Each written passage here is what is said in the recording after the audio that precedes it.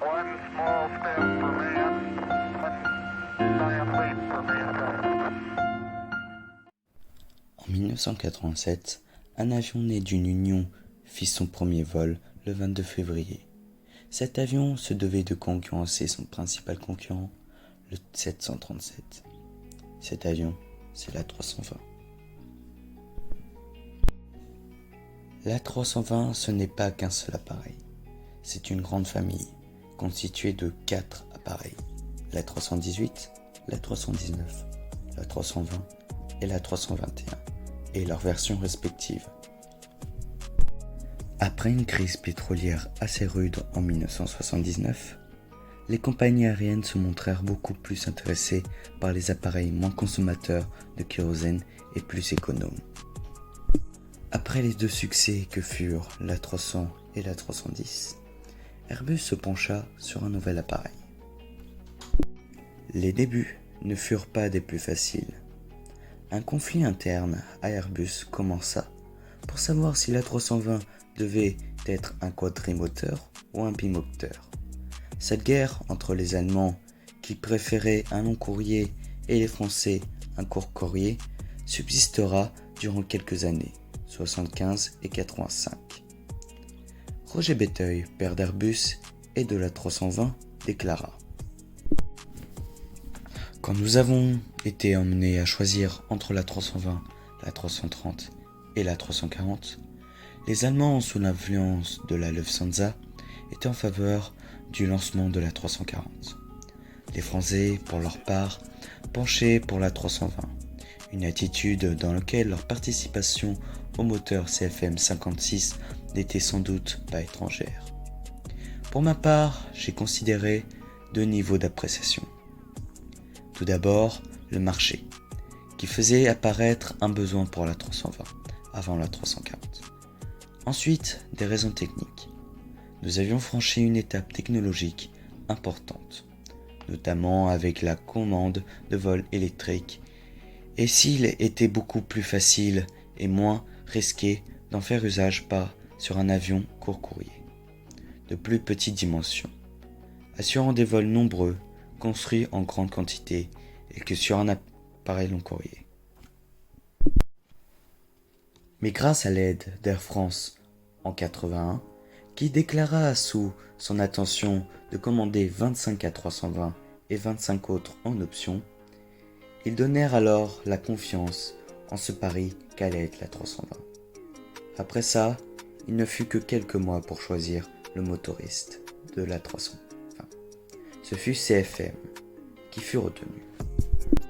Le 2 mars 1984, l'A320 fut formellement lancé, appuyé par le gouvernement français. À peine eurent-ils le temps de le montrer que 5 compagnies aériennes en commandèrent 80. Et puis vint la Paname, compagnie aérienne très influente qui à ce moment-là était en mauvaise posture, qui en septembre abandonna la proposition de Boeing et annonça leur envie d'acquérir 23 appareils, appuyés par le gouvernement américain. Cela aura encouragé d'autres compagnies américaines de croire en l'A320.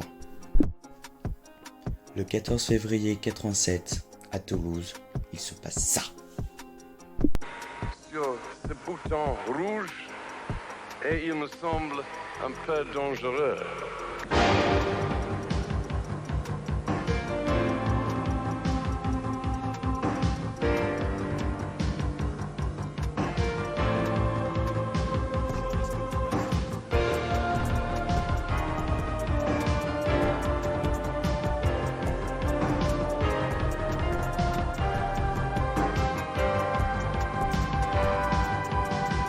Concorde was an economic absurdity, but its legacy of cooperation between European nations has borne fruit in the... Cette présentation est marquante, non seulement par son nombre d'invités, mais par le prince Charles et Lady Diana, qui ensemble baptisèrent l'appareil. 8 jours plus tard, l'A320 fit son premier vol, le 22 février 1987. Après cette présentation incroyable, les commandes de l'appareil s'envolèrent, passant de quelques appareils à plus de 439, alors que de ce côté-là, l'A310 en comptait seulement 180. Mais le 26 juin 1988, un A320 d'Air France s'écrasa lors d'une présentation de l'appareil par Air France.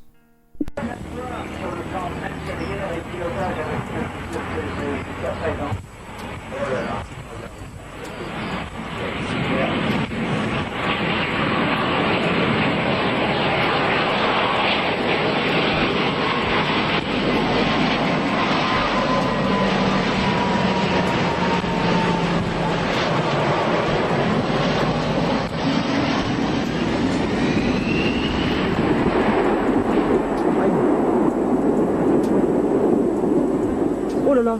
Oh yeah. Oh non, oh non, oh non, oh non, oh non. Putain. Qu'est-ce qu'il dit? Ce fut le premier crash de l'A320. L'A320 est un succès. En janvier 1995, il en avait déjà 500 de commandés. Cela fut la première fois qu'un avion européen fut autant vendu après la Seconde Guerre mondiale. Le 5 millième A320 fut livré en 2012. L'A320 a un cockpit avec des commandes complètement électriques, équipé même du système Airbus Fly-by-Wire. L'A320 peut entre autres transporter 150 passagers dans une configuration de classe. Bien que l'on peut comparer la famille A320 au 737, Roger Beteuil veillait éviter que l'appareil soit une pâle copie du 737.